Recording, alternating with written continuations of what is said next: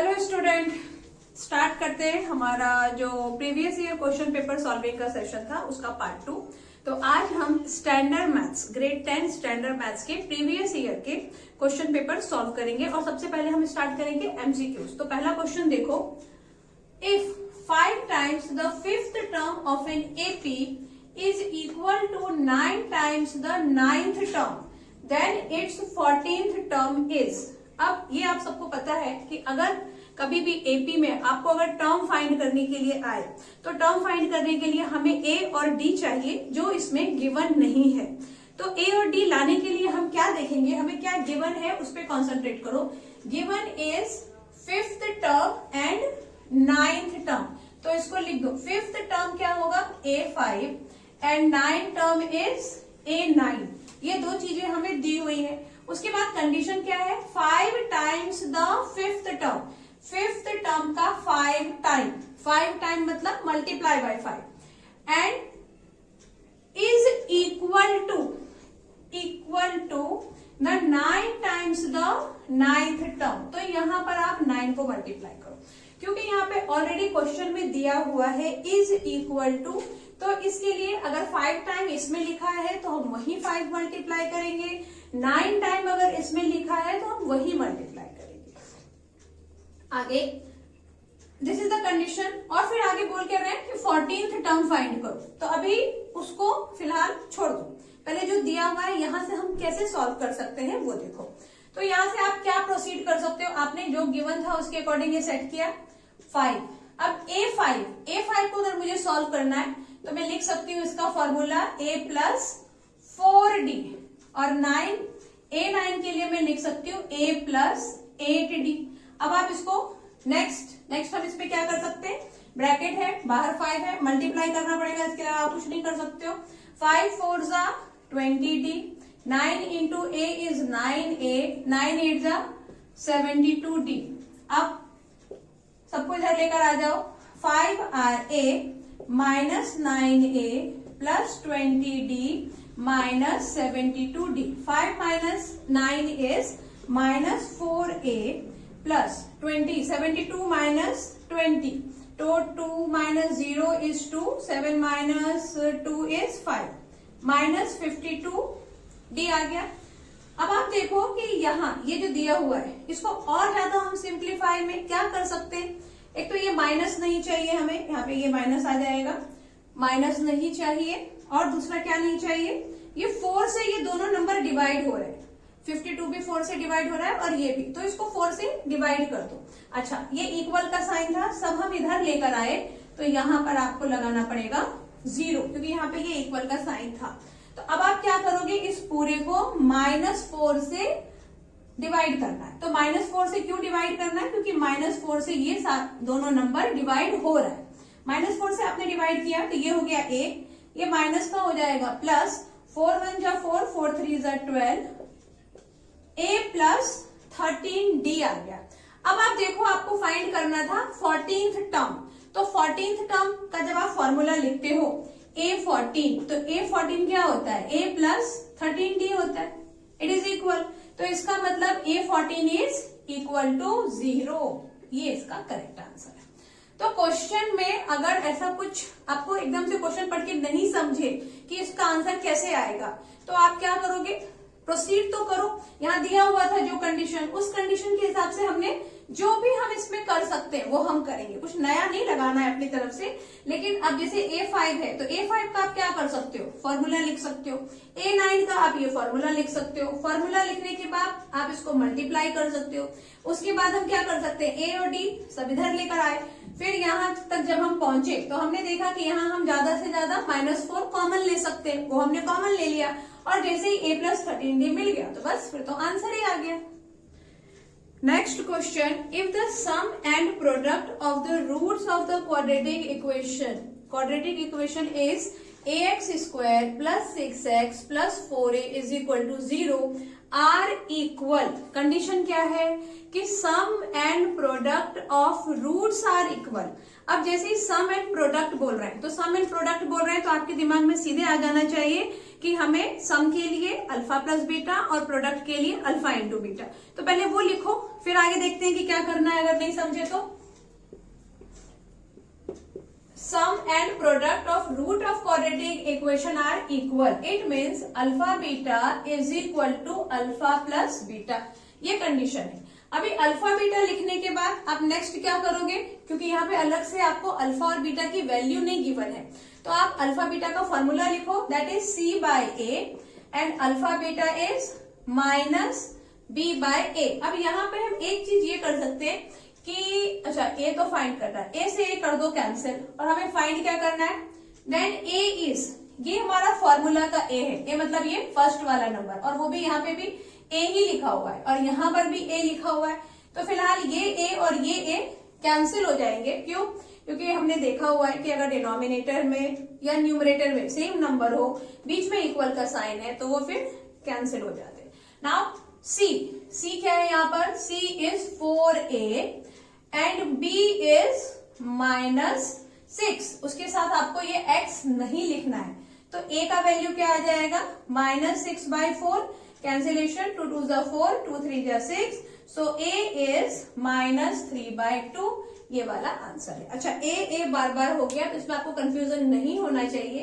एक ए जो हमें क्वेश्चन में दिया हुआ है, और ये वाला जो ए है ये फॉर्मूला का ए, जो फर्स्ट ये होता है एक्स स्क्वायर का जो कोफिशिएंट होता है उसको भी तो ए ही बोलते हैं ना, ठीक है, तो कंफ्यूज नहीं है। ए इज -3/2। जो कंडीशन दी हुई है वही कंडीशन आपको पेशेंसली अप्लाई करना है, उसको सॉल्व करने का जो भी फॉर्मूला होता है, जो भी मेथड होता है, बस वो फॉलो करते जाओ, आप खुद समझ जाएंगे कि अब आंसर आने ही वाला है।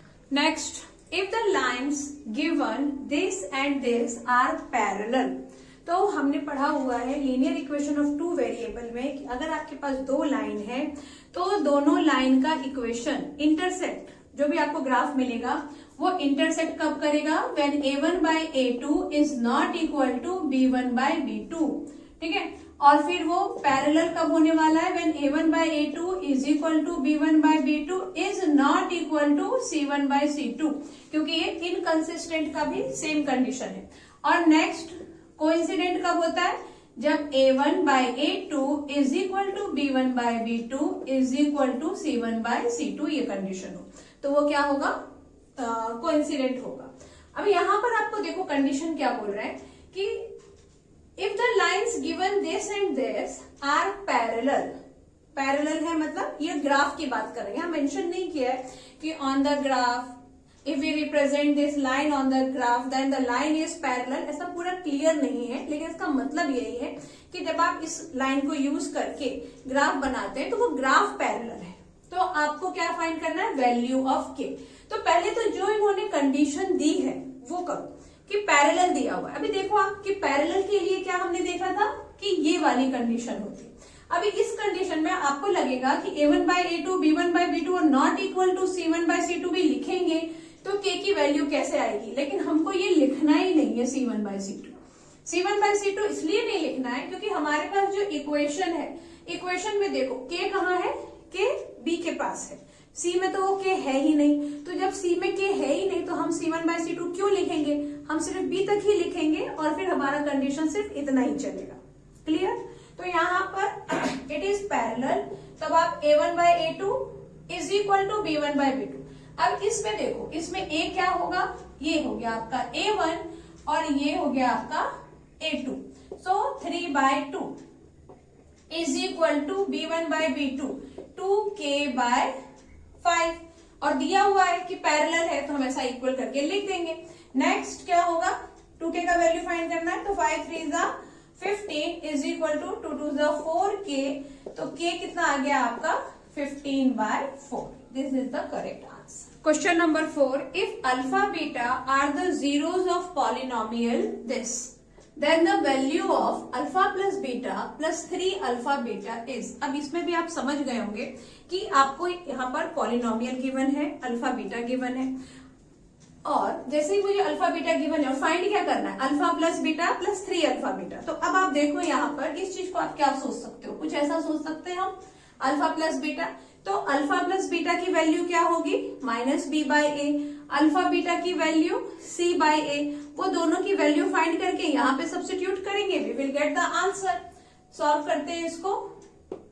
Alpha plus beta is -b/a और -b, अब ये इक्वेशन है यहाँ पर, ये क्या हो गया -b और a हो गया आपका 2 और अल्फा बीटा हो गया c/a, c यानी 1 और a is 2, alpha beta is c/a।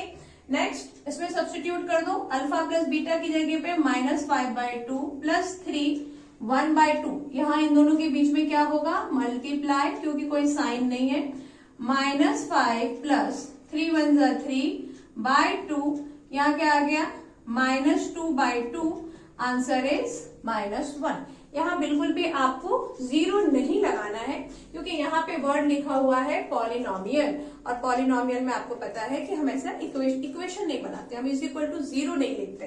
तो क्या आएगा इसका आंसर, दिस D -1।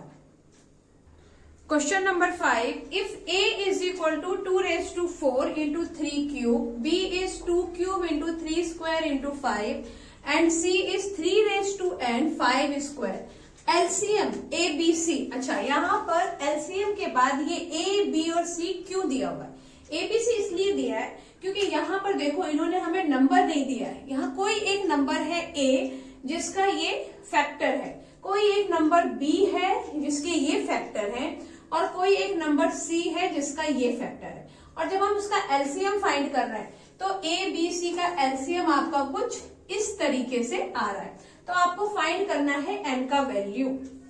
अब क्योंकि यहाँ पर आपको एलसीएम ही गिवन है, तो इसका मतलब जो आपको एबीसी नंबर दिए हुए हैं उसका आपको एलसीएम ही फाइंड करना है, क्योंकि जो गिवन है वहीं से हमें एन की वैल्यू मिलेगी। अब वो कैसे मिलेगा, देखो एलसीएम हम कैसे फाइंड करते हैं, इससे पहले के जो लेक्चर में हमने देखा था कि हमें एचसीएफ फाइंड करना था, और फिर हमने एक शॉर्टकट मेथड डिस्कस किया था कि अगर एचसीएफ फाइंड करना है तो जो लीस्ट पावर है, यदि जो मिनिमम पावर दोनों के पास है, चलो यहाँ हम थोड़ा रिवाइज करेंगे, 2 4 3 क्यूब, b का वैल्यू है 2 cube 3 square and 5 and factor of c is 3n और 5 स्क्वायर। अभी मुझे इसका फाइंड करना है एचसीएफ, फिलहाल यहाँ पे एलसीएम फाइंड करना। तो एलसीएम में आप क्या देखोगे कि हाईएस्ट जो पावर है वो क्या है, जैसे 2 का 4, 2 का क्यूब, और इसके पास तो 2 है ही नहीं, मतलब तो यहाँ पे इसके पास 2 क्यों नहीं है, 3⁵n into 5 स्क्वायर। ओके, तो इन दोनों में से 2 का हाईएस्ट पावर क्या है, 2⁴, तो वो हम लिख देंगे। उसके बाद 3 का देखो, तो 3 का ये 3n 3 स्क्वायर और 3 क्यूब, तो फिलहाल हम 3n लिखेंगे क्योंकि हमें n का वैल्यू फाइंड करना है। और इन दोनों में से हाईएस्ट पावर क्या है, 5 स्क्वायर। एलसीएम में ऐसा बिल्कुल जरूरी नहीं है कि सबके पास वो नंबर हो, किसी एक के मतलब ये 2 के पास भी होगा तो उन दोनों को कंपेयर करके भी हम लिख सकते हैं। अब ये आ गया हमारा एलसीएम ऑफ एबीसी। तो अब आप इसको और इसको कंपेयर करो, तो 5 स्क्वायर 5 स्क्वायर, 2⁴ 2⁴, 3⁴ 3n, तो इसका मतलब n का वैल्यू कितना होना चाहिए, 3⁴। तो इसका मतलब ये हुआ n इज 4। ये क्लियर है आपको। इसी का जो हमने इससे के पहले के लेक्चर में एचसीएफ डिस्कस किया था, तो एचसीएफ में क्या होता है, एलसीएम में हमने हाईएस्ट पावर लिया, या एचसीएफ में हम लोएस्ट पावर लेंगे। जैसे अगर मुझे इसका एचसीएफ फाइंड करना होता तो 2 तो आता ही नहीं, क्यों नहीं आता, क्योंकि 2 तीनों के पास नहीं है। उसके बाद हम देखते 3, मान लो इसका पावर हमें पता चल गया, दैट इज 4, तो आंसर क्या आ जाता, 3 स्क्वायर, क्योंकि 3 का क्यूब है, 3 का स्क्वायर है, 3 का 4 है पावर, तो हमें क्या लेना है, लीस्ट इज 3 स्क्वायर। और 5 भी आंसर में नहीं आता क्योंकि इन दोनों के पास है, इसके पास नहीं है। जब आप एचसीएफ फाइंड करते हो तो जो नंबर आप कॉमन ले रहे हो वो सबके पास होना चाहिए, लेकिन जब आप एलसीएम फाइंड करते हो तो ऐसा बिल्कुल जरूरी नहीं। क्लियर है। नेक्स्ट क्वेश्चन नंबर 6, यहाँ पे मैंने लिखा नहीं, क्वेश्चन नंबर 6। तो क्वेश्चन ये है, कि ये आपके पास फ्रीक्वेंसी डिस्ट्रीब्यूशन टेबल है। Height in centimetre 120 to 125 and number of student is 17। और जब हाइट 125 to 130 मेजर किया, number of student is 12। 130 to 135 में 13 स्टूडेंट, 135 to 140 हाइट के 8 स्टूडेंट एंड 145 से लेके 145 हाइट के 10 स्टूडेंट है। ये हमारे पास फ्रीक्वेंसी डिस्ट्रीब्यूशन टेबल आ गया। अब इसमें आपको फाइंड करना है the sum of the upper limit of the modal class and the lower limit of median. यहाँ पे दो चीजें यूज हुई है, सिर्फ मीडियन की बात नहीं कर रहे हैं, यहाँ पे मोड की बात भी कर रहे हैं और साथ में मीडियन की भी बात कर रहे हैं। देखो मॉडल क्लास किस में आता है, जब हम मोड फाइंड करते हैं तब। और मीडियन क्लास कब हम यूज करते हैं, जब हम मीडियन फाइंड करते हैं। इससे पहले के जो हमने एमसीक्यूज सॉल्व किए थे वहां पे हमने मीडियन क्लास फाइंड किया था। तो अब आप देखो कि हम कैसे फाइंड करेंगे। सबसे पहले तो क्या फाइंड करना है, अपर लिमिट ऑफ मॉडल क्लास। तो पहले आप तो मॉडल क्लास फाइंड करो। मॉडल क्लास क्या होता है ये भी आपको पता है कि अच्छा मोड हम कैसे फाइंड करते हैं, वेरी गुड, जिसकी फ्रीक्वेंसी सबसे ज्यादा होती है वही जो नंबर है वही मोड है। जैसे यहाँ पे देखो फ्रीक्वेंसी 17 ये सबसे ज्यादा है, तो ये आ गया आपका मॉडल क्लास। ठीक है, फ्रीक्वेंसी ज्यादा है तो यही मॉडल क्लास होगा।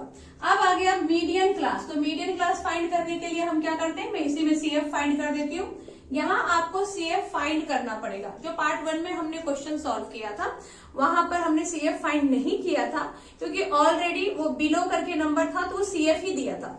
तो यहाँ पर आप CF फाइंड करो। ये 17, 7 to 9, 29 हो गया ये, और 9, 10, 11, 12, 2, 1, 3, 1, 4, 42, 8 to 10 कितना आ गया 50 and this is 60। Model class find कर, मीडियन क्लास कैसे फाइंड करते हैं हम, पहले हम CF फाइंड करेंगे और जो ये लास्ट में आया है 60 को हम कर देंगे 2 से डिवाइड, तो ये कितना आ जाएगा 30 आ जाएगा। अब आप देखो कि यहाँ पे 30 से जस्ट बिगर नंबर कौन सा है, दैट इज 42। तो इसके साथ वाला जो ये क्लास है ये क्या होगा, मीडियन क्लास। अब मीडियन क्लास मिल गया हमें और मॉडल क्लास मिल गया। फिर बोल क्या रहे हैं, upper limit of modal class, ये upper limit of modal class and then find करना है आपको सम, सबट्रैक्ट नहीं करना है। Okay, lower limit of the median class, lower limit मतलब ये 130, और इन दोनों को जब हम ऐड कर देंगे तो आ जाएगा कितना 255। This is the correct answer. तो हमने ये देखा कि क्वेश्चन को आपको ध्यान से पढ़ना है। जैसे इसी क्वेश्चन में देखो अपर लिमिट लोअर लिमिट, लेकिन दोनों अलग अलग थे। कितनी बार क्या हो सकता है कि हम जल्दबाजी में सिर्फ मीडियन क्लास देखें और मीडियन क्लास की अपर लिमिट और लोअर लिमिट को उठा के प्लस कर दें। तो इसलिए क्वेश्चन आप जरूर ध्यान से पढ़ना। Question number 9, next question, the probability that, अच्छा इसके बीच के क्वेश्चन हमने नहीं किए हैं सीक्वेंस में से क्योंकि उसके बीच के क्वेश्चन काफी इजी है जो आप बहुत आराम से कर सकते हैं। और मैं चाह रही हूँ कि यहाँ पे मैं कुछ वही क्वेश्चन डिस्कस करूं क्योंकि हमारे पास उतना ज्यादा टाइम नहीं, अभी बस आपके एग्जाम आ ही गए। और जब मैं बाद की वीडियो बनाऊंगी तो उसमें फिर मैं सारे क्वेश्चंस कवर करूंगी, लेकिन वो फिर तब शायद आपके लिए यूजफुल ना हो, लेकिन आने वाले जो 10th के स्टूडेंट होंगे उनके लिए जरूर यूजफुल होगा। ओके, तो अभी हम जो इम्पोर्टेंट क्वेश्चन है और जो मुझे लगता है कि आपको इसमें प्रॉब्लम हो सकती है और ये समझाने की जरूरत है, हम वही क्वेश्चन यहाँ पे डिस्कस करेंगे। तो नेक्स्ट क्वेश्चन ये है कि probability that in a family of 3 children there will be at least 2 boys is, probability that in a family of 3 children, बच्चे कितने हैं 3, अच्छा 3 चिल्ड्रन है और एटलीस्ट 2 बॉयज आने का मुझे प्रोबेबिलिटी फाइंड करना है, 2 बॉयज। तो प्रोबेबिलिटी फाइंड करने के लिए आपको चाहिए सैंपल स्पेस और आपको चाहिए फिर event, number of event. Probability का फॉर्मूला हम पढ़ते हैं, अगर किसी भी इवेंट का मुझे प्रोबेबिलिटी फाइंड करना है तो number of element in event by number of element in sample space. और सैंपल स्पेस क्या होता है, पॉसिबल आउटकम्स, जो भी आ सकता है। अब आप देखो किसी के भी घर में अगर बेबी होता है तो उसके पॉसिबल आउटकम्स क्या हैं, सिर्फ 2 ही हैं, या तो वो बॉय होगा या फिर वो गर्ल होगा। ठीक है, ये कुछ वैसा क्वेश्चन है कि जब आप एक कॉइन को टॉस करोगे तो क्या आएगा, हेड या टेल। और अगर आप एक कॉइन को 3 बार टॉस करते हो या 3 कॉइन को आप टॉस करते हो तो उसका टोटल सैंपल स्पेस क्या होगा, वो फाइंड करने का देखो कैसा कितने नंबर ऑफ आउटकम्स कितने हैं? अगर एक कॉइन को टॉस किया तो number of outcome is head and tail, सिर्फ 2 ही है। इसी कॉइन को या तो मैं 3 बार टॉस करूं या 3 कॉइन में एक साथ टॉस करूं, सैंपल स्पेस क्या होगा? 2 का पावर 3। क्यों? ये जो 2 है ना, ये 2 क्या है? Number of outcomes. इतना आपको समझ आ रहा है? तो वैसे ही यहाँ पे ये बॉय और गर्ल के क्वेश्चन में भी टोटल आउटकम्स क्या हो सकते हैं? बॉय या गर्ल हो सकता है। लेकिन यहाँ पे 3 बेबी के बारे में बात हो रही है। There are 3 children. तो फर्स्ट टाइम में बॉय गर्ल हो सकता है, सेकेंड टाइम में भी बॉय या गर्ल हो सकता है, और थर्ड टाइम में भी बॉय या गर्ल हो सकता है। यानी total number of sample space इसमें भी कितने होंगे? टोटल आउटकम इज 2 और कितने बार हम ले रहे हैं? 3 टाइम। तो सैंपल स्पेस आपका आने वाला है 8। आपको ये समझ में आ रहा है कि यहाँ पे 2 क्यों लिया? क्योंकि 1 टाइम में टोटल 2 ही आउटकम्स पॉसिबल है, दो ही चीजें आ सकती है, तो इसलिए यहाँ पे 2 लिया। अगर हम डाइस की बात करते हैं तो डाइस को अगर मैंने 2 डाइस को थ्रो किया तो टोटल आउटकम्स कितने आएंगे? सैंपल स्पेस कितना आएगा? डाइस में एक बार में नंबर ऑफ सैंपल स्पेस 6, और अगर इसको 2 बार हमने थ्रो किया तो number of sample space is 6 square मतलब 36। अगर 3 बार थ्रो किया तो 6 क्यूब। तो ये आपको समझा कि नंबर ऑफ सैंपल स्पेस कैसे फाइंड करते हैं? जो भी टोटल आउटकम है उसके ऊपर पावर लग जाएगा कि हमें कितनी बार चाहिए। ओके, तो सैंपल स्पेस यहां पर आ गया 8। और दूसरा जो शॉर्टकट, अगर इतना ये सब आपको नहीं समझ रहा है तो सब में देखो 8 है, तो 8 तो आना ही है। ओके, नेक्स्ट क्या बोल रहे हैं कि एटलीस्ट 2 बॉयज। अब ये सैंपल स्पेस 8 तो आ गया, लेकिन एटलीस्ट 2 बॉयज, तो कैसा क्या सिचुएशन होने वाला है? पहला बॉय हो जाए और 2 गर्ल हो सकती हैं। उसके बाद ये हो सकता है कि एक गर्ल एक बॉय एक गर्ल हो जाए, या फर्स्ट गर्ल हो जाए और ये दोनों बॉय हो जाए, या फिर ये हो सकता है कि 2 बॉय हो जाए और 1 गर्ल हो जाए, या फिर और क्या हो सकता है कि तीनों गर्ल हो जाए, या फिर तीनों बॉय हो सकते हैं। और इसमें क्या बच गया? 1 boy 2 girl, 1 girl boy girl फिर बॉय फिर बॉय। और नेक्स्ट हम यहाँ क्या लिख सकते हैं? 1 बॉय फिर 1 गर्ल फिर 1 बॉय। यहाँ पर भी 2 बॉय आ गए, और फिर उसके बाद हम यहाँ पर लिख सकते हैं तो यहाँ पर आपने देखा कि सैंपल स्पेस में क्या क्या पॉसिबल है। ये सारा ये सैंपल स्पेस है। Total number is 1 2 3 4 5 6 7 8। तो ये हम तभी लिख पाएंगे अगर हमें पता होगा कि नंबर ऑफ सैंपल स्पेस 8 है। नंबर ऑफ सैंपल स्पेस कैसे फाइंड करना है? टोटल आउटकम्स के ऊपर पावर लगा दो। अगर एक, जैसे मैं वापस समझा रही हूँ कि अगर बेबी की बात हो रही है तो बॉय या गर्ल टोटल 2 है, 2। अब अगर 4 बच्चे होते तो 2 के ऊपर 4 का पावर लगा लेते, 5 बच्चे होते तो 2 के ऊपर 5 का पावर लगाते, उतना सैंपल स्पेस आएगा। ये हो गया। अभी क्या पूछ रहे हैं? 3 children then will be at least 2 boys. अब total number of sample space is 8। Event का क्या होगा? Number of element in event at least 2 boys. तो ये भी हम पहले भी डिस्कस कर चुके हैं कि अगर एटलीस्ट बोल रहा है मतलब कि कम से कम 2 बॉय तो आना ही चाहिए।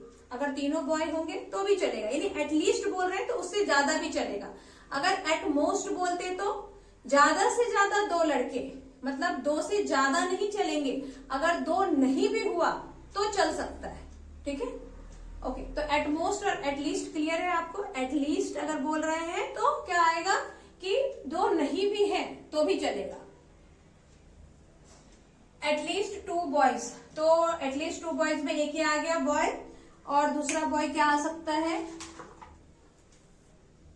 ये एटलीस्ट 2 बॉयज, फिर at least 2 boys and only boys, ये भी इसमें ही आएगा। तो 1 2 3 4, number of element is 4, sample space is 8, answer is 4/8। हो सकता है कि कभी 1/2 भी हो सकता है, क्योंकि इसको अगर आप रिड्यूस करोगे तो 1/2 आ जाएगा। लेकिन क्योंकि ये एमसीक्यूज है और ये चिल्ड्रन वाला क्वेश्चन है, तो शायद उनको लगा हो कि आप 8 सैंपल स्पेस ऐसा पता नहीं कर पाएंगे, तो इसलिए उन्होंने 8 को रिड्यूस नहीं किया। अदरवाइज ये भी पॉसिबल था कि यहाँ पे 1/2 लिख देते। Next, a sector of a circle with central angle 120 and area 264/7 square centimetre is cut from a circle. The radius of the circle is. ये क्वेश्चन वैसे बहुत ही इजी है, लेकिन मैंने इसलिए यहाँ पे इसको लिया है क्योंकि यहाँ पे एक वर्ड यूज हुआ है कट फ्रॉम अ सर्कल, और फिर मुझे ऐसा लगा कि आप शायद इससे कंफ्यूज होंगे। देखो यहाँ पे वैसे भी सेक्टर की बात हो रही है, a sector of a circle with central angle, तो आपको ये तो पता ही है ये कट फ्रॉम अ सर्कल, इससे बिल्कुल भी हमें कंफ्यूज नहीं होना है, वो कुछ भी नहीं है। आपको चाहे तो मैं इसको यहां से कट कर दूं या इसको मैं ऐसे ही रहने दूं, उससे क्या फर्क पड़ने वाला है। हमें क्या फाइंड करना है, रेडियस ऑफ द सर्कल, ये फाइंड करना है। और आपको यहाँ पर सेंट्रल एंगल दे दिया है, एंगल इज 120 डिग्री, और इसका पूरा एरिया भी हमें दे दिया है, जो भी एरिया है दैट इज ऑल्सो गिवन 264/7। क्या फाइंड करना है आपको, यहाँ पर रेडियस फाइंड करना है। तो फॉर्मूला तो सेम ही है। अब यहाँ पर एरिया दे दिया है, इसका मतलब एरिया का फॉर्मूला आएगा। अगर कुछ और देते, पेरीमीटर देते, तो फिर हम पेरीमीटर का फॉर्मूला लगाते। फिलहाल तो एरिया का दिया हुआ है, तो फॉर्मूला क्या है, area of sector is θ/360 into πr²। ये फॉर्मूला है और सबको याद भी है, ये भी हमने काफी टाइम डिस्कस किया है कि अगर एरिया है तो यहाँ पर πr² होगा, और लेंथ ऑफ अगर सेक्टर होता है, लेंथ ऑफ ये आर्क होता है, तो फिर हम यहाँ पे क्या लिखते हैं 2πr होता है। तो θ/360 πr²। थीटा की वैल्यू ये 120 is the value of theta. यहाँ 120 रखो, 360 रखो, और फिर यहाँ रखो πr²। तो यहाँ पे पाई की वैल्यू रख दो 22/7 एंड r², वो तो फाइंड करना है। एरिया इज गिवन 264/7, तो वो यहाँ पे लिख दो, इसको मैं ऐसे कर देती हूँ, 264/7 इज इक्वल टू 1, यहीं पे कैंसिल कर देती हूँ, 12 3 36, और यहाँ पे ये 2 1 2, ये नहीं करेगा भाई, ये 22 रहने वाला है, और ये 3 भी रहने वाला है। नेक्स्ट क्या हो जाएगा यहाँ पे 22/7 3 21 r²। अब r² के पास से ये दोनों इधर आएंगे, ट्रांसफॉर्म होंगे, तो 22 का 21 है, 22/21 है, इधर आके ट्रांसपोज होगा तो 264, ये 21 आएगा इधर न्यूमरेटर में, और 7 और 22 कहाँ आ जाएगा, डिनोमिनेटर में। इसमें कोई भी आपको कंफ्यूजन नहीं होना चाहिए, ये आपको पता ही है कि चाहे तो आप इसको ऐसे समझो कि ये क्रॉस मल्टीप्लाई हो गया तो ये यहाँ चला गया और ये यहाँ आ गया, उसको मल्टीप्लाई नहीं करना है क्योंकि हमें पता है कि ये रिड्यूस होने ही वाला है। अब आप इसको रिड्यूस करोगे तो ये 2 से जाएगा, 2 1 2, 2 3 6, 2 2 4, और ये 11, ये 11 से जाएगा अगेन, 11 1 11, और 11 2 22, ये 7 1 ये 7 3 तो 12 3 36 is equal to r²। 36 is equal to r², तो r का वैल्यू क्या आएगा 6, रूट ऑफ 36 इज 6। तो यहाँ पर क्या देखा हमने कि एरिया दिया हुआ था, तो हमने एरिया का फॉर्मूला लगाया, जो दिया होगा उसी का फॉर्मूला लगाएगा। Sign cube a plus cos cube a by sine a plus cos a, और plus sign a into cos a दे दिया, और इसको लिखा है यहाँ पे कि इसको सिंप्लीफाई करके इनमें से क्या आने वाला है।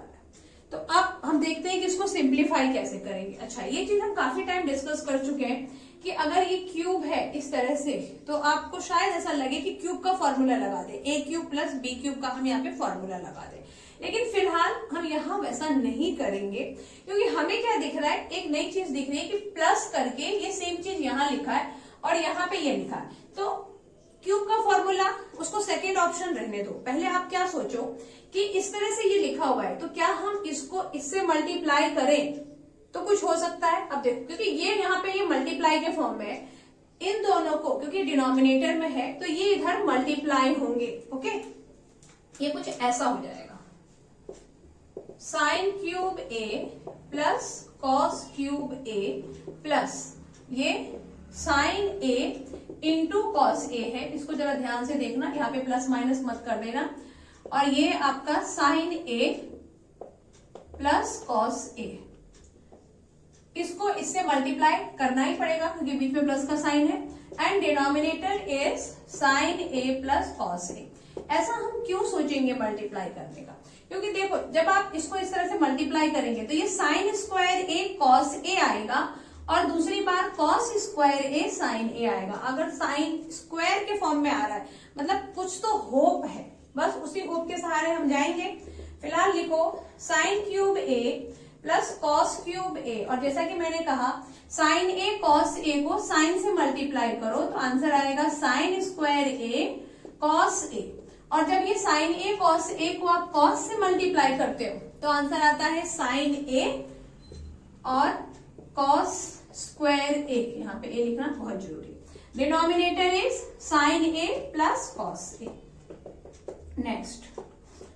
नेक्स्ट ये कि यहाँ साइन स्क्वायर ए और यहाँ कॉस स्क्वायर ए, इन दोनों को लेके हम 1 नहीं लिख सकते क्योंकि इसके साथ कॉस और साइन भी है। तो अब आप क्या कर सकते हो कि यहाँ पे साइन क्यूब है और यहाँ पे साइन स्क्वायर है, ठीक है। तो यहाँ इन दोनों से आप ले लो साइन स्क्वायर कॉमन।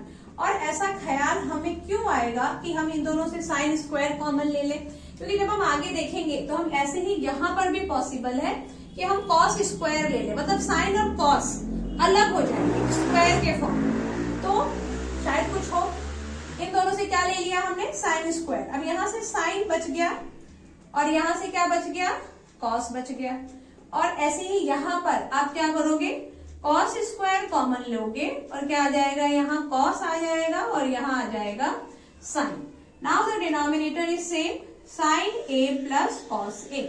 जैसे ही हमने इतना किया फिर हमें क्या दिख रहा है कि साइन ए कॉस ए यहाँ भी है, साइन ए कॉस ए यहाँ भी है, तो बस अब उसको कॉमन ले लो।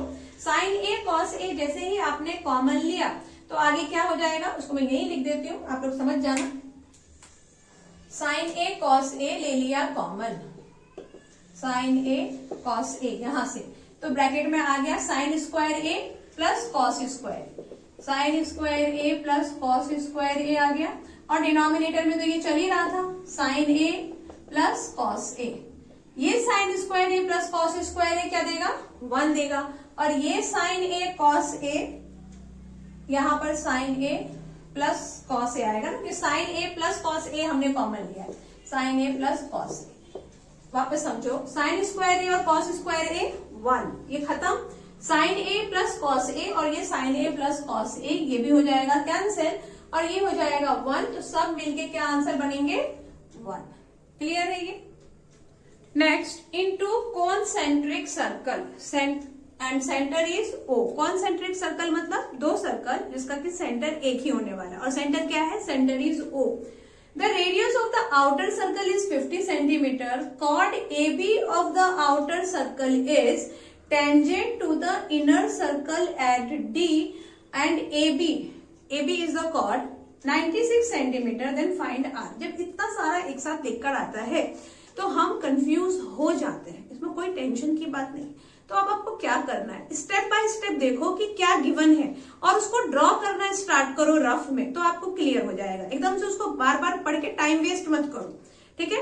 एग्जाम में ये भी आपको याद रखना है कि कितनी बार कैसा होता है कि जैसे यहाँ पे बहुत सारी चीजें है ना, तो हम क्वेश्चन को बार बार रीड करने लगते हैं। क्वेश्चन आप रीड करो लेकिन साथ में उसको साइड में रफ में पेंसिल से ड्रॉ भी करते चलो, तो वो आपको जल्दी क्लियर होगा। ओके, जैसे कि अभी इसको पढ़ के हम समझेंगे। 2 कॉन्सेंट्रिक सर्कल, तो पहले तो हमने 2 ये सर्कल ड्रॉ कर दिया और ये कॉन्सेंट्रिक सर्कल है, मतलब एक ही सेंटर होने वाला है और सेंटर हो गया इसका O। फिर दे दिया है radius of the outer circle is 50 centimetre. ये आउटर सर्कल है, इसका रेडियस हो गया 50 centimetre. Chord AB of the outer circle is tangent to the inner circle at D। अब इसका जो कॉर्ड है वो इसके लिए क्या है, टेंजेंट है। तो इसका टेंजेंट तो आपको पता ही है, एक पॉइंट पे वो कांटेक्ट करता है, तो यहाँ कुछ हमने इस तरह से इसका टेंजेंट ड्रॉ कर दिया, ठीक है।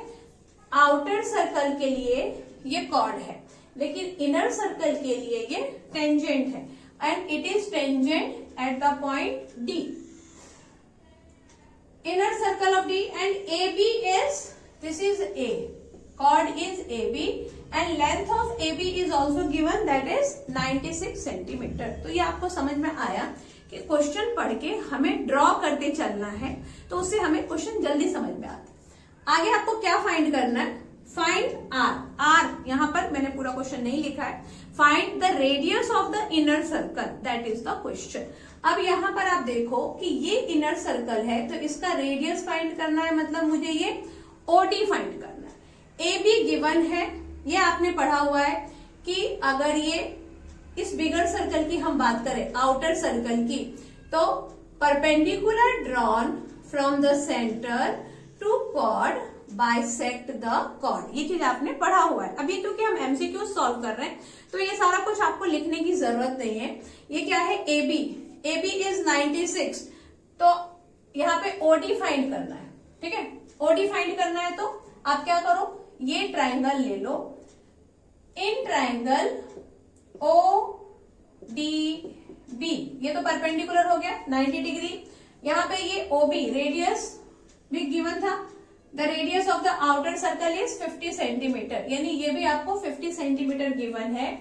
और ए बी क्या था, ए बी इज 96, तो इसका मतलब बी डी कितना हो जाएगा, बी डी हो जाएगा 96 बाय 2, 2 3 2 4 8 और 8 16, इसका मतलब बीडी की वैल्यू आने वाली है 48 सेंटीमीटर।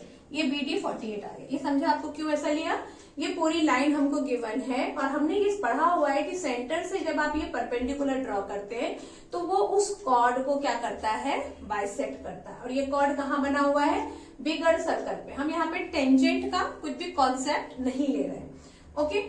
ये इसने ऐसा परपेंडिकुलर ड्रॉ किया, इसको बाइसेक्ट करेगा, ये पूरा आपको 96 गिवन था, तो बीडी कितना आ गया 48 सेंटीमीटर। इतने में हम लगा देंगे पाइथागोरस, क्योंकि अब हमें ये भी पता है, ये भी पता है, तो ये ओडी हम फाइंड कर सकते हैं। तो यहां मैंने लिखा था in triangle by Pythagoras, Pythagoras is, ये 90 डिग्री है, 90 का अपोजिट साइड जो होता है that is hypotenuse always. OB square is equal to OD square plus DB square. अभी ओबी इज 50 का स्क्वायर माइनस डीबी क्या है, डीबी इज 48, इधर आ जाएगा माइनस हो जाएगा, और ओडी का स्क्वायर। अब जब आप इसको सॉल्व करेंगे तो आपको ये ओडी मिल जाएगा और आपको सॉल्व करना आता है, ये मुझे पता है। Next, in two triangles ABC and PQR, ABC और पीक्यूआर, इफ ये कंडीशन देती हुई। अब जैसे ये कंडीशन गिवन है तो आप समझिए गए कि ये जो दोनों ट्रायंगल हैं वो क्या है, सिमिलर है। और हमने ये पहले भी डिस्कस किया हुआ है कि सिमिलर ट्रायंगल में जो उसका नेमिंग होता है वो बहुत इंपॉर्टेंट होता है। यहाँ पर आप उसकी इंपॉर्टेंस देखेंगे। क्या दिया है दोनों ट्रायंगल के बारे में condition, A B by Q R is equal to B C by Q P is equal to A C by P R, condition is given. और अब आपको बताना है कि इन सब में से कौन सा ट्रू होगा। सब में एक ही बात लिखी है, this two triangle is similar, सब में सेम ही ट्रायंगल की बात कर रहे हैं, लेकिन सिर्फ नेमिंग की वजह से गड़बड़ होगा। तो ये भी हम डिस्कस कर चुके हैं, जिनको याद है बहुत अच्छी बात है, जिनको नहीं याद है वो देखो कि कैसे करना है। अब आप देखो यहाँ पे क्या है, ए बी के साथ कौन दिया हुआ है, क्यू आर। अगर हम ये नेमिंग पढ़ते हैं डायरेक्ट नेमिंग में, देखो यहाँ पे अकॉर्डिंग टू दिस नेमिंग क्या होना चाहिए, पी क्यू बाय होना चाहिए ए सी। यहाँ कहीं दिया हुआ है P Q by A C, नहीं दिया है, right. B C by Q P दिया है, मतलब ये हो गया रॉन्ग। नेक्स्ट में है P Q by A B, तो P Q by A B, P Q और बी सी का रिलेशन है, मतलब ये भी हो गया रॉन्ग। इसके अकॉर्डिंग देखो P Q by C B, तो ये थोड़ा थोड़ा लग रहा है, मतलब अगर आप ये नेमिंग देखेंगे तो इस नेमिंग के हिसाब से क्या होता है, P Q by C B is equal to Q R by क्या होगा, B A, and is equal to P R by A C, कुछ ऐसा होना चाहिए। और हमारे पास नेमिंग क्या है, A B by Q R, A B by Q R. अच्छा, ये इस तरह से दिया हुआ है तो कुछ फर्क नहीं पड़ता है, इसको आप ऐसा उल्टा भी कर सकते हैं, क्योंकि हमारे पास जो क्वेश्चन है, क्वेश्चन में ये इसका रेसिप्रोकल है। तो C B by P Q is equal to B A by Q R is equal to A C by P R, ये ऐसा भी हो सकता है। ओके, आप PQR सिमिलर CAB लिखो या CAB सिमिलर PQR लिखो, उससे कुछ भी फर्क नहीं पड़ना है। तो यहाँ हमें दिया ऐसे है, लेकिन जब इन्होंने आंसर दिया है तो इसमें PQR पहले लिखा है। तो अब आप समझे कि ये कैसे लेना है आपको रेशो PQ बाय CB। तो अब आप देखो यहाँ पे PQ और CB है, QR और AB है, और यहाँ पर AC और PR है। इनका यहाँ पे सीक्वेंस चेंज है, उससे भी कुछ फर्क नहीं पड़ता। So the correct answer is this C1। तो चेक कैसे करना है, क्लियर है। PQ बाय AC है, देखो कहीं पे ऐसा कुछ रिलेशन है नहीं है, मतलब ये रॉन्ग है, आगे का ढूंढना ही नहीं है। जैसे ही आपको एक रॉन्ग पॉइंट मिल गया बस वहीं पे स्टॉप कर दो। Now find out from the second option. Next, in a triangle ABC। अच्छा देखो इस टाइप के जो क्वेश्चन है, आपने कितने ऐसे क्वेश्चन दिए देखे हैं जिसमें कि वो डायग्राम आपको गिवन होता है, यहाँ पे आपको डायग्राम नहीं है। तो वापस मैं एक बात बोलूंगी जो भी मैंने आपको बताया था कि क्वेश्चन अगर बहुत बड़ा आपको दिख रहा है और कुछ कंस्ट्रक्शन वाला कुछ ड्रॉ करने का है, तो आप उसको ऐसा बार बार रीड करके टाइम वेस्ट मत करो। जो जो वो बोल रहा है ना उसको साइड में ड्रॉ भी करते चलो, तो आपको जल्दी क्लियर होगा। अब यहाँ पे इन्होंने क्या बोला कि इन अ ट्रायंगल ABC, तो आप क्या करेंगे, फटाक से एक ट्रायंगल ड्रॉ कर देंगे पेंसिल से, और पेंसिल से ट्रायंगल ड्रॉ करके मान लो अगर वो रॉन्ग हो जाता है तो फिर उसको रब नहीं करते बैठना, साइड में दूसरा ट्रायंगल ड्रॉ कर लेना, ठीक है। Don't waste the time. ABC, a line DE is drawn parallel to BC। अभी BC है तो उसके पैरेलल लाइन, ऐसा ही हमने पढ़ा हुआ है, इसी तरीके से कुछ होना चाहिए। AB and at D, AB और ये D दिख रहा है, एंड AC एट E। चलो ये हमने सही बना दिया। आगे क्या बोल रहे हैं, AD is 2, this one, BD is 3, this one, and DE is 4, then find the value of BC। ये फाइंड करना है, ये BC आपको फाइंड करना है। ये भी हम काफी टाइम डिस्कस कर चुके हैं। यहाँ पर BPT लगाने की गलती आप नहीं करेंगे। क्यों नहीं लगेगा BPT, क्योंकि ये साइड के बारे में हमें नहीं पूछा है, इन्होंने ये साइड दे दिया, ये दे दिया और इसके बारे में पूछ रहे हैं, इसलिए यहाँ पर BPT नहीं लगेगा। ओके, BPT में हम क्या पढ़ते हैं, बेसिक प्रोपोर्शनैलिटी थ्योरम में, मान लो ये 2, 3 दिया होता, यहाँ 4 दे देते और ये फाइंड करना होता, तो डायरेक्ट BPT लगाओ, this by this is equal to this by this. लेकिन यहाँ BPT नहीं लगेगा, यहाँ सिमिलैरिटी लगेगा। अब ये जो दोनों ट्रायंगल हैं, MCQs है, ज्यादा डिटेल में नहीं लिखना है, लेकिन अगर ये 2 मार्क्स क्वेश्चन में आए तो आपको कॉन्सेप्ट पता होना चाहिए, इसलिए हम लिख रहे हैं in triangle ADE and triangle ABC। अब क्योंकि 2 ट्रायंगल सिमिलर हैं तो पूरा पूरा आपको ट्रायंगल लेना है। एक बार आप लोगे ADE और एक बार आप ये पूरा ट्रायंगल लोगे ABC, ठीक है। तो क्या होगा, ADE, और या फिर आप यहाँ पे डायरेक्ट भी लिख सकते हैं triangle ABC by AA test. ये AA टेस्ट से सिमिलर होंगे, कैसे, देखो दिया हुआ है कि DE और BC पैरेलल है, तो अगर ये पैरेलल होंगे तो ये एंगल और ये एंगल इक्वल होगा, कॉरेस्पॉन्डिंग एंगल, वैसे ही ये एंगल और ये एंगल इक्वल है, corresponding angle. It means this smaller one and this bigger one triangle is similar. अब अगर ट्रायंगल सिमिलर है तो कॉरेस्पॉन्डिंग साइड्स आर प्रोपोर्शनल, तो ले लो कॉरेस्पॉन्डिंग साइड। AD क्या लिख देंगे हम, AD बाय AB, ये पूरा लेना है आपको, is equal to DE by BC, ठीक है। अभी AD तो 2 गिवन है और AB मतलब ये पूरा, तो 3 + 2 इज 5, DE इज 4 गिवन और BC x ले लिया। अब आप इसको सॉल्व कर सकते हैं, क्या होगा, इधर multiply, 2x is equal to 5 4 = 20, x is equal to 20/2, so x is 10, where it is x is 10। तो इस तरह के क्वेश्चन में कंफ्यूजन होता है। जैसे ही हम देखते हैं कि इस तरह से हमें पार्ट में दे दिया कि फटाक से हमको BPT याद आता है। BPT नहीं लगाना है जब तक कि ये साइड ना गिवन हो। Okay, now the next question, if x is equal to 5 is a solution of this, then the value of k is. अब देखो यहाँ पे k की वैल्यू फाइंड करो। इसके हमने कितने सारे क्वेश्चन देखे हैं, कितने में हम देखते हैं कि nature of roots are real and equal, ऐसा दे दिया हो, या फिर nature of roots are not equal, मतलब नेचर ऑफ रूट की बात करते हैं, और then you find the value of k. या फिर कितने क्वेश्चन में आप देखते हो कि आपको एक इक्वेशन दे दिया, उसमें 2 वेरिएबल दे दिए, फॉर एग्जाम्पल के ही है और साथ में एक्स है, तो वहां पे आपको दे देंगे if one value of one root is this then find the value of k. Clear है? यहां उन्होंने एक नया वर्ड यूज किया है कि if x is equal to 5 is the solution of this then the find the value of k। सबका मतलब सेम ही है, या तो आपको दे दें कि value of one root is 5, या यहाँ पर दे दिया x is equal to 5 is the solution, मतलब आपको यहाँ पर x के प्लेस पे 5 सब्स्टिट्यूट कर देना है। तो आप सब्स्टिट्यूट कर दो, then we can find the value of k very easily. x के प्लेस पे आप रखेंगे 5 प्लस 5 माइनस 1, सॉरी k है ये 5 नहीं है, और x के प्लेस पे आपको 5 रखना है, k के प्लेस पे मैंने बाय मिस्टेक रख दिया था, आप लोग ऐसा नहीं करना।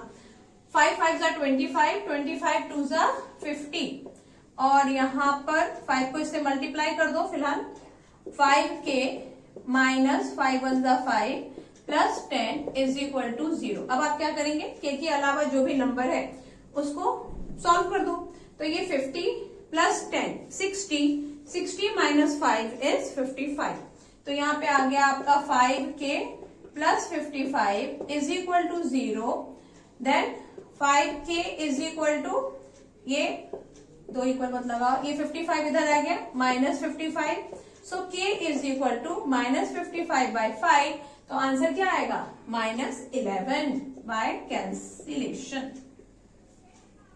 नेक्स्ट क्वेश्चन, यहाँ पर हमें गिवन है कि एक सर्कल है with centre O, PA and PB is a tangent of the circle and radius of circle R is equal to 5 centimetre. Diagram इतना ही दिया हुआ है, इसमें आपको कहीं पे भी रेडियस ऐसा डायग्राम में मेंशन नहीं किया है, और एक चीज और दे दिया है कि APB angle APB is 60 degree, और फाइंड करना है हमें length of this tangent PA। तो पहले तो आप क्या कर दो कि रेडियस आपको गिवन है, तो रेडियस आपने ऐसा 5 सेंटीमीटर बना दिया। ओके, ये हम जानते हैं कि tangent drawn from the exterior point of a circle is equal, is congruent, तो PA PB इक्वल होगा। फिलहाल इस ज्ञान की यहाँ पे बिल्कुल जरूरत नहीं। यहाँ आपको ये देखना है, इससे पहले हमने इस टाइप के क्वेश्चन टेक्स्ट बुक के सॉल्व किए हुए हैं, और आपने क्या सॉल्व किया उसमें कि जब हम इस तरह का कोई ये ऐसा ट्रायंगल बनाते हैं तो ये दोनों जो ट्रायंगल है वो इक्वल आता है, कॉन्ग्रुएंट हम ऑलरेडी प्रूव कर चुके हैं। इसका मतलब हमें ये बात मालूम है कि this angle is equal to this angle, ये भी हमने प्रूव किया, तो वही कॉन्सेप्ट हम यहाँ यूज करेंगे। अगर ये पूरा 60 है तो इसका मतलब ये हुआ कि ये 30 डिग्री होगा और ये 30 डिग्री होगा। समझ गए ना? क्यों? क्योंकि ऑलरेडी हम ये इस टाइप के क्वेश्चन कर चुके हैं कि ये दोनों इक्वल होता है। ऐसा कुछ भी फिलहाल यहाँ नहीं लिखना है क्योंकि एमसीक्यूज है। तो ये 30 और ये 30, आपको फाइंड क्या करना है? PA फाइंड करना है। ओके, अब देखो यहाँ पर ये 90 डिग्री होगा, तो ये हाइपोटेनस है और ये आपको 5 सेंटीमीटर दे दिया है। यहाँ हम पाइथागोरस नहीं लगा सकते हैं। उसके पीछे रीजन ये, इसमें एक क्वेश्चन ये भी पॉसिबल था कि आपको ये 30 डिग्री ना देके डिस्टेंस ऑफ ओपी दे देते। इस टाइप के क्वेश्चन हमने किए कि डिस्टेंस ऑफ ओपी दे दिया, then we can find this value PA by Pythagoras. लेकिन यहाँ आपको एंगल दे दिया और एक ही साइड गिवन है, ये दोनों ही हमें नहीं पता है। तो जब आपको 30 डिग्री या 60 डिग्री या 45 डिग्री ऐसा किसी ट्रायंगल में आपको एंगल दे दे और सिर्फ एक साइड दे दे, तो फिर आप प्रॉपर्टी लगा सकते हैं 30, 60, 90 डिग्री प्रॉपर्टी, या फिर 45 डिग्री, 90 डिग्री प्रॉपर्टी आप ये अप्लाई कर सकते हैं। ये प्रॉपर्टी आप लोगों को जरूर याद होगा कि 30, 60, 90 प्रॉपर्टी ये बोलता है 30 डिग्री का जो अपोजिट साइड है वो हाइपोटेनस का 1/2 होता है। मतलब अगर ये 90 डिग्री है तो ऑफकोर्स PO इज हाइपोटेनस। तो मैं यहाँ डायरेक्ट लिखती भी जाती हूँ ताकि आपको समझे। तो हम यहाँ लिखेंगे कि AO is 1/2 of PO by which property? 30, 60, 90 degree property.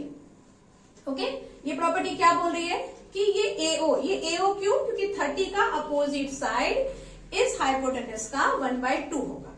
Now we know the value of AO that is 5, PO by 2, तो यहां से PO मिल गया आपको 5 2s are 10।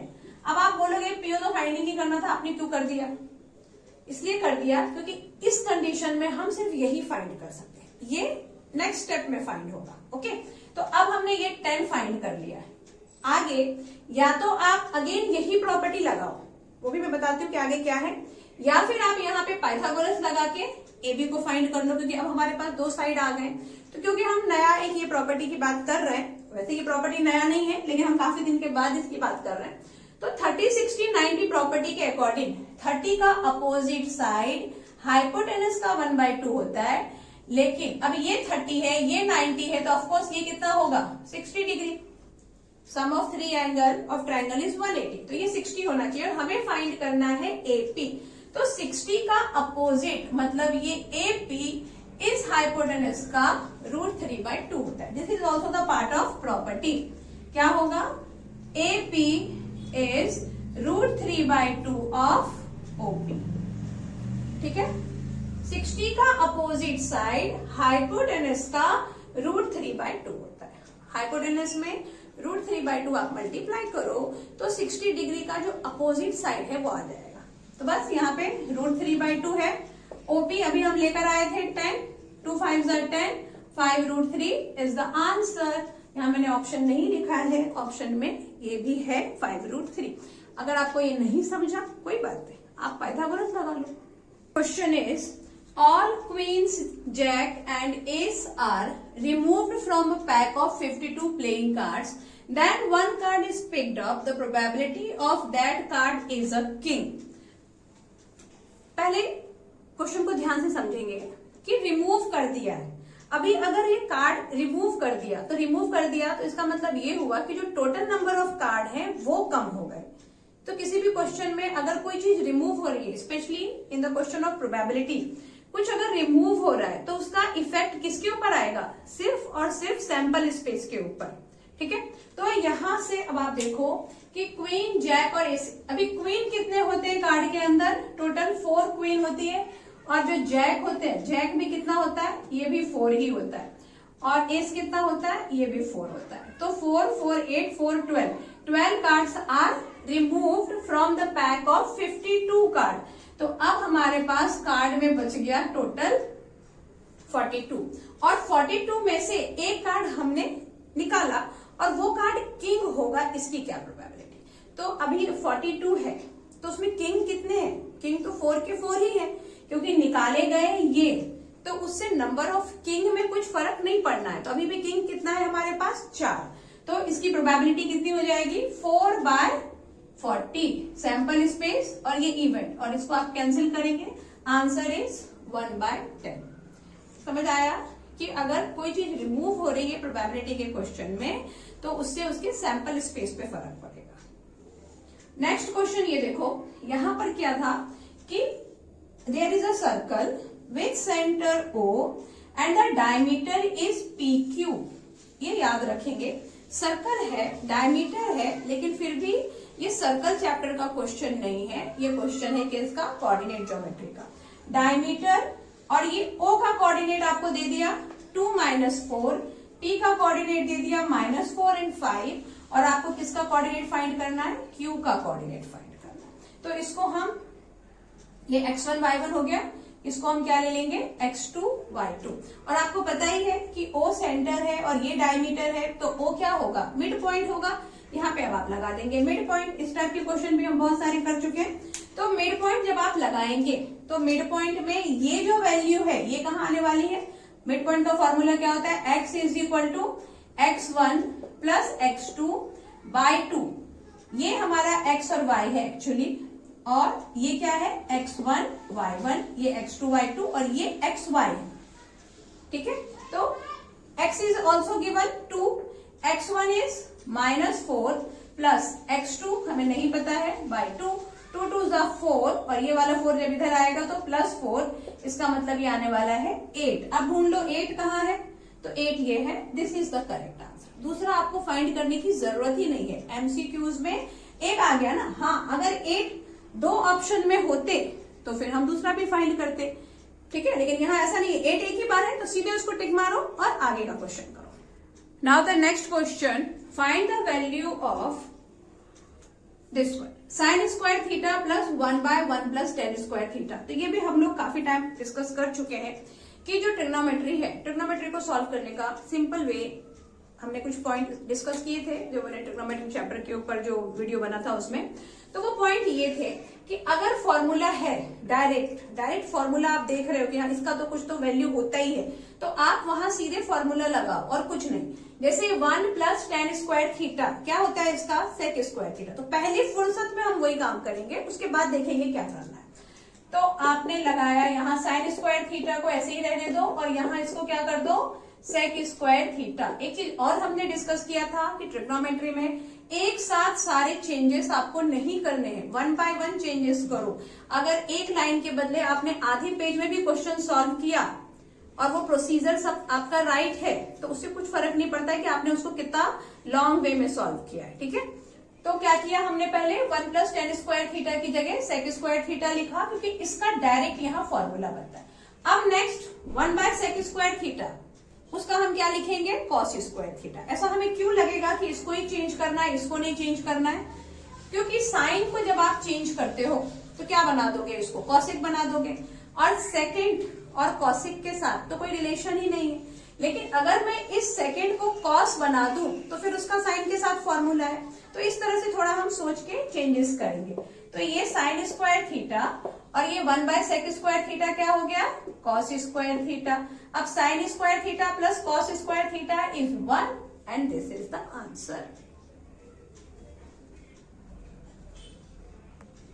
Next question, if tan square theta plus cot square alpha is 2। अच्छा, ये भी एक अलग टाइप का क्वेश्चन है, इसमें आपको ध्यान देना है कि इन दोनों का जो ये एंगल है वो अलग है। तो आप यहाँ पे फॉर्मूला लगाने का तो सोचो ही मत कि टेन स्क्वायर थीटा की जगह कुछ लगा दें, कॉट स्क्वायर थीटा अल्फा की जगह कुछ लगा दें, नहीं। यहाँ फॉर्मूला जो आइडेंटिटी है वो बिल्कुल यूज नहीं करना है।